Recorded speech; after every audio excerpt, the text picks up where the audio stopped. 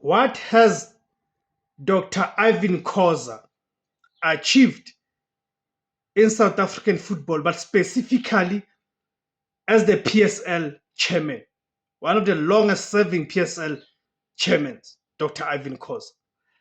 I'm posing this question because we are finding ourselves in an environment where the likes of David TDL, and it has to be said, the loser, that pathetic loser called David TDL, has somehow made it